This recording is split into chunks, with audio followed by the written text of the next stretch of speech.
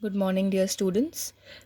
As you all are aware that we are continuing with the topic squares and square roots. Today we will just focus on square roots. What exactly are square roots?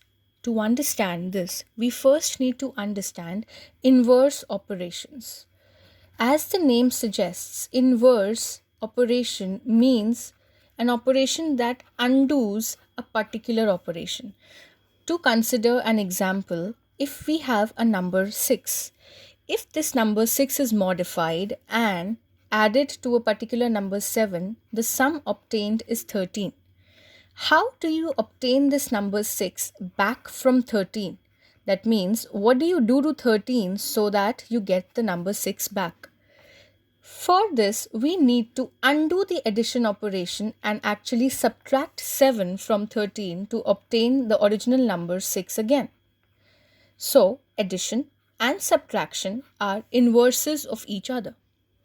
Similarly, if the number 6 is multiplied to a number 4 to give the product as 24, we will need to undo this multiplication with division, and 24 divided by 4 will yield 6 again. From this 24, we come back to the original number 6 by undoing our multiplication with division. So they are also inverses of each other. Next example is 6 square. So the operation over here that we use is an exponent. The power 2 is an exponent over here. To undo this exponent, we need to understand one more operation or a new operation that we'll introduce today, that is known as the root of 36.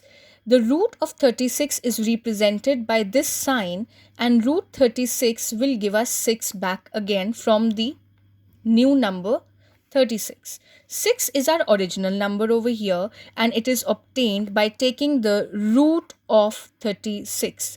So, this root sign or this root is actually an inverse of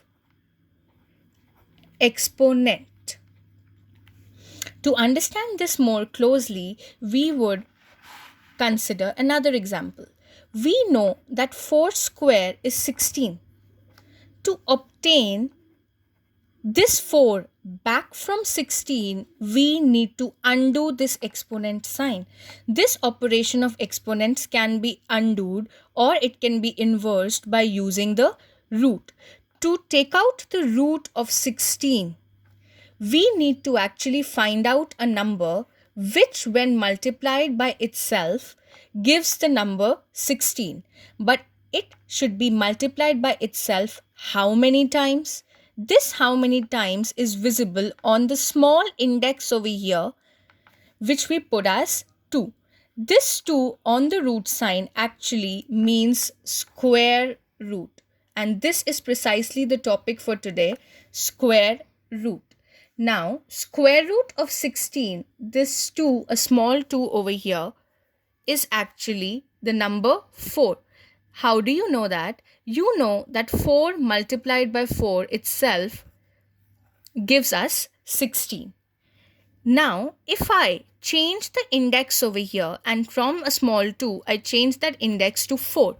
The 4 over here indicates that we have to find a number which, when multiplied by itself 4 times, gives 16. In that case, we know that this answer would be 2, because 2 multiplied by itself 4 times with its own self will give 16. If we have to inverse this, this can also be written as the fourth power of 2 would be 16. And this can also be written as the second power of 4 would be 16. So do you see that exponents and roots are inverses of each other? So taking the root of this number will actually give you the base of the exponent. So in other words, if you just have to, related to a tree. So the roots of a tree are actually at the base. So taking out the root of a number, suppose the square root of 49. Taking out the square root of 49, you are actually taking out the base of the exponent 2, which will give you the result as 49, and that would actually be 7, because 49 is obtained by multiplying 7 with itself 2 times. Hence, in short, I would like to say that roots are just the inverse operation of exponents.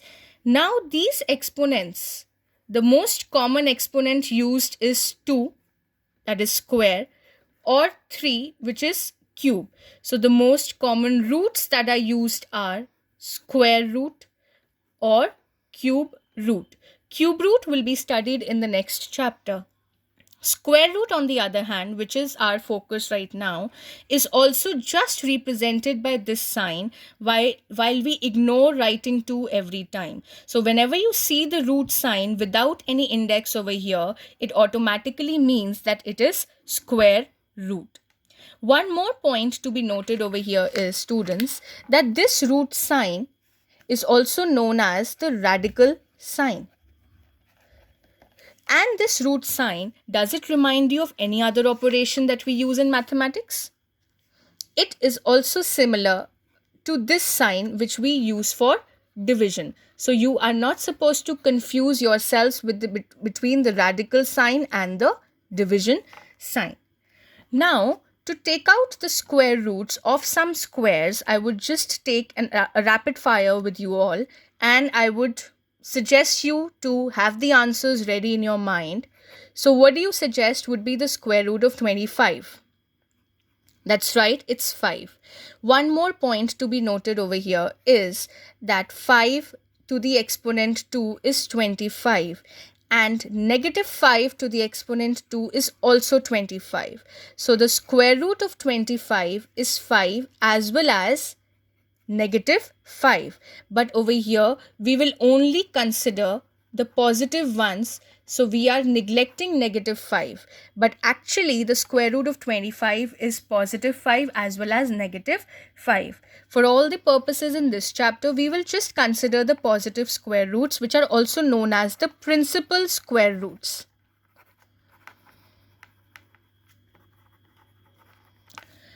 Alright, dear students, so today in this video we have learned about square roots, which is also known as the second root of a number, and the radical sign without any index is the square root.